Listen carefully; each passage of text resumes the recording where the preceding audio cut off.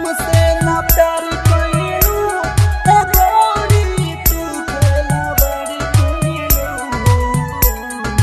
DJ अरमान सिद्दीकी मैरवा।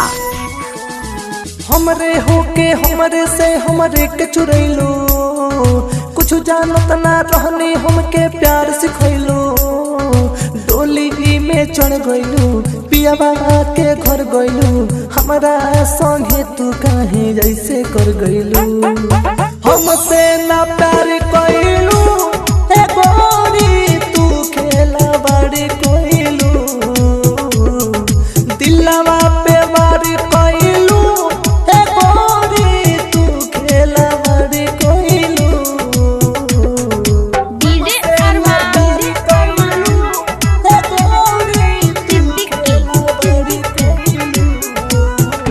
हाँ, हम तोहरा पीछे तू केहू और के पीछे गइलू। सोचलू ना कैसे ये दीवाना जी पाई, झूठे तू वादा हमसे झूठे कसम खइलू।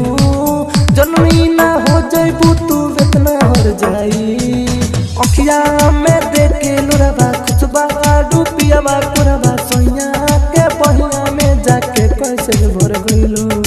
हमसे ना प्यार कइलू ए गोरी तू खेला बड़ी कइलू।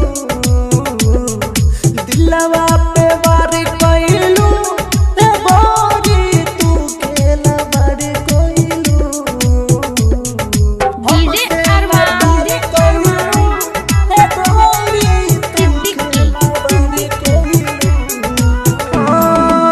हम तोहके तू ना हमके समझे पौनो रानी, भइल अधूरा हमरा प्यार के कहानी। दिल में विश्वास जगा के घात तू हमसे कइलू, बुझलू ना गोरी तू पर कस के परेशानी। रम पे रम हरदम पीही बोला रब कैसे जीही, तू घायल मृत्युंजय के जियते जी मर गइलू। हमसे ना प्यार